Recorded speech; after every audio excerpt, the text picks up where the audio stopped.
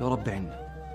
اللهم من أراد بنا خيرا فوفقه لكل خير وأعنا على إكرامه، ومن أراد بنا شرا فاشغله بنفسه واصرفه عنا وعوضنا عنه يا رب من يجبر بخاطرنا. اللهم صل وسلم وبارك على سيدنا محمد وعلى اله وصحبه وسلم. كل سنه وانتم طيبين وسنه سعيده عليكم كده، وبمناسبه المولد النبوي الشريف احنا قلنا النهارده بقى نعمل وليمه محاشي. تمام. فاول حاجه كده جبت الفراخ، بنتي غسلتها كويس مش انا، عشان كل واحد ياخد حقه يعني.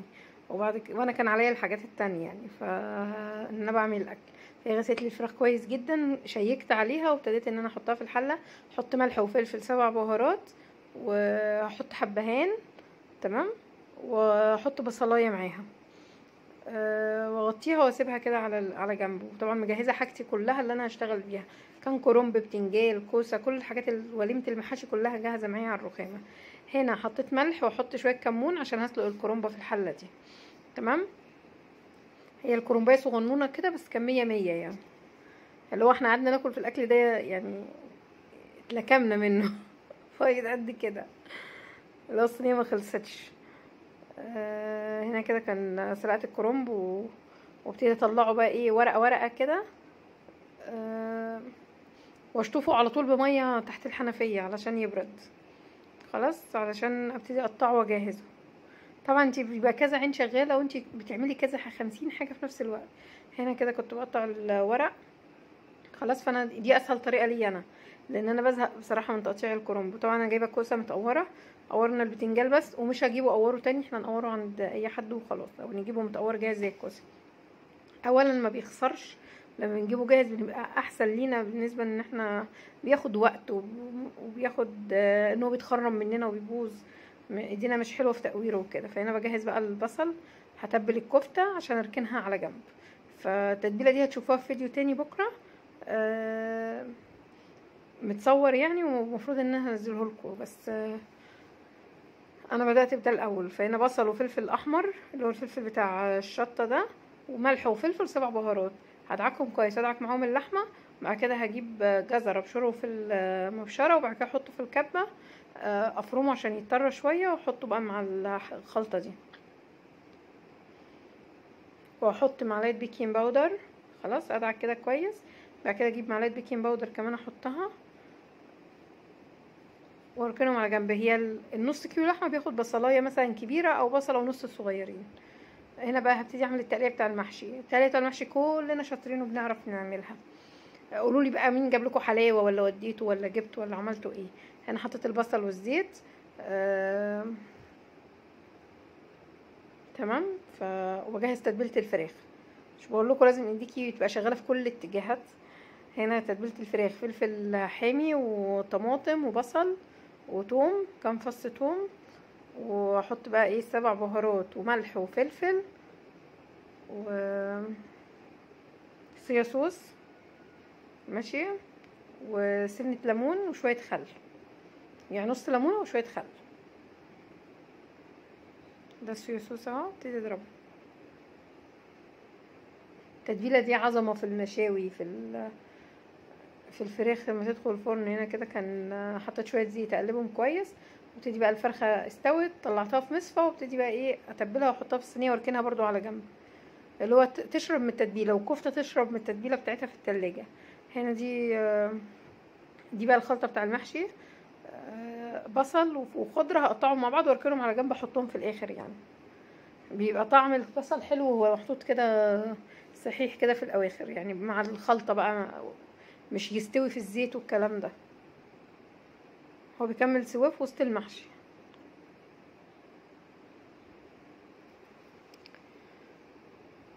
هنا بعد الخضره شبت وبقدونس وكزبره. تمام. فانا بحط خضره كتير بحبها يعني. احط بقى صلصه، حطيت الصلصه اللي انا عاملاها في الفريزر خلاص، واحط بقى الصلصه دي اللي هي العلب. تمام. احط معلقتين كبار، واحط ملح فلفل كمون 7 بهارات، مكعبين مرق دجاج، شطه لو فيها هريسه شطه اوكي، بس انا في الوقت ده ما كنتش لسه عملت هريسه الشطه يعني، وانا بعمل كده ما كانش هريسه الشطه اتعملت. دول كده 2 كيلو ونص رز. هقلبهم كويس، يعني اسيبهم اوطي النار كده يشربوا من التتبيله، وبعد كده احط عليهم الخضره يشربوا الطماطم شويه، يستووا شويه في الطماطم، بعد كده احط لهم بقى الخضره بالبصل واقلبهم كويس واحطهم بقى في بوله عشان اعرف اعمل منهم. يعني الحله دي كبيره وسخنه في نفس الوقت. جدتي الله يرحمها كانت تقول لك وسع، يعني الواحد لو رزقك ضيق وسع معونك، الحاجه تزيد يعني. بحب اعمل انا في الحلل الغويطه دي ساعات احب الحلل الملمومه عشان الدعيك والكلام ده، لكن لا، هي بتبقى في حله واسعه احسن، بتقلبي براحتك، مش حاجه تدلق منك، بركه الحاجه بتبقى فيها يعني ما تقلش. هنا كده بسلق ورق العنب، حطيت ميه وملح وعصرت ليمونه، نص ليمونه يعني، مش ليمونه كامله. بدات اول حاجه بالكرنب، قلت احشي الحله بتاع الكرنب الاول، بعد كده نشوف بقى نعمل ايه. يعني الحاجه اللي كنت بعملها كنت عشان اخلص بسرعه مش هتلحق تبرد، فكنت بسقي على طول يعني واسويه. حطيت شويه زيت وحطيت بقى الحله على البوتاجاز تستوي، وفي الوقت ده كنت بقى بنتي حشت معايا الكوسه والبتنجان، وانا لفيت ورق العنب والكرنب. احط الكوسه في صينيه وادخلها الفرن، بحط لها الزيت بتاعها واغطيها بورق فويل وتستوي في الفرن. بقى انا كده كده هشغل الفرن على الكفته والفراخ، وقلت بالمره احط صينيه الكوسه. طعمها على فكرة فظيعة، انا اول مرة اجربها، بس طعمها بجد وهم، اللي هي مستوية كده، طعمها حلو جدا في الصينية في الفرن. يعني المحشي عادي انا مجربة المحشي في الفرن، لكن الكوسة كان اول مرة ان انا اجرب الكوسة في صينية في الفرن. ده ورق العنب بحط له الزيت بتاعه وهركنه برضو. بعد كده هسقي بقى البتنجال كمان بالمرة، عشان اولع الشعل مرة واحدة. حلة البتنجال دي كنت انا سلقة فيها الفراخ، غسلتها وقلت احط فيها البتنجان عشان ما اقعدش اكوم مواعين عليا. وبرضه هتشوفوا مهزله دلوقتي في الحوض. الكفته بقى طلعتها من التلاجة، كان شمعت. هبتدي بقى ادهن صينيه زيت واحط بقى فيها اصبع فيها الكفته. كنت هصبع على معلقه، وافتكرت ان انا عندي بقى الخله بتاع الشيش طاووق دي، قلت اشتغل عليها احلى، لانها هتتكسر مني على المعلقه وانا بطلعها. يعني بعملها على المعلقة بس مش على طول، عدم موجود الخلة نتعب نفسنا ليه. بس هي كشت خالص، قطمت من النص. هي كان على الخلة كده، بس لما كشت قطمت من النص، بقت وحدتين، يعني بدل ما تبقى واحدة بقت 2. هنا بقى عملت انا في صينية ودهنتها والكلام ده، وبعد كده لقيت ان الصينية صغيرة، وطلعت الصاج ودهنته من اول وجديد ورصيت في الصاج. فهي في الصاج احلى بصراحة، عملية الصيجان دي جدا معايا. هدهنها بمعلقة زيت ومعلقة صلصة وشوية زيت صغيرين، ادهن الوش بتاعها كده عشان تاخد لون بس معايا في الفرن. دي سنة فلفل اسمر. انا بقيت انسى بطريقة فظيعة، فلفل اسمر وملح مع الشطة مع الصلصة والزيت، وندهن بقى الوش بالفرشة كده وندخلها الفرن مع الحاجات اللي دخلت يعني. طبعا الفرن بيبقى عالي عشان ما تنزلش ميتها والكلام ده، وتبقى كويسة يعني.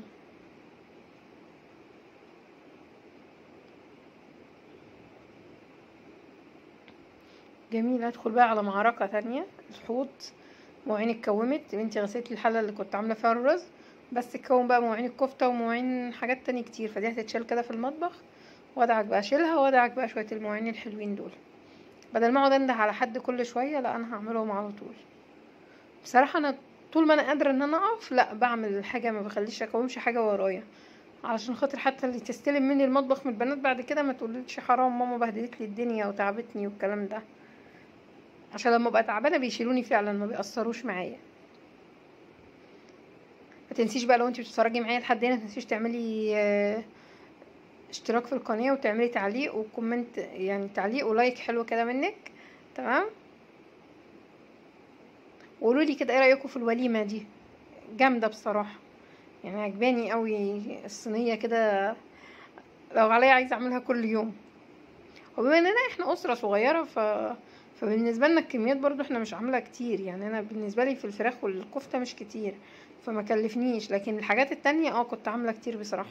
يعني عامله 2 كيلو ونص بتنجال ابيض واسود، وعامله كيلو كوسه، وعامله ربع ورق عنب، وعامله كرنبيه كده حلوه صغيره. بنتي اتضحك عليها وجابتها لي ب 18 جنيه، معرفش ليه يعني. ده كده بقى ايه، خلصت انا كده، فنشت الحوض بتاعي. هبتدي بقى ايه اشوف انا هعمل ايه.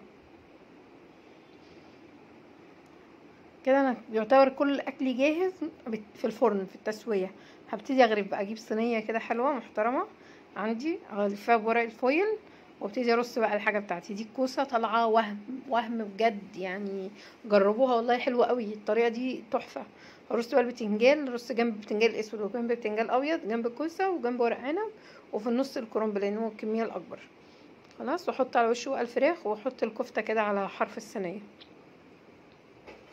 بصراحة هو حاجة جامدة جدا، واو يعني. جربوا الصينية دي هتعجبكم، تفتح النفس كده، حاجة جامدة خالص. كل سنة وانتم طيبين بقى، وما تنسوش كده الدعوة الحلوة في الأيام الجميلة اللي احنا فيها دي.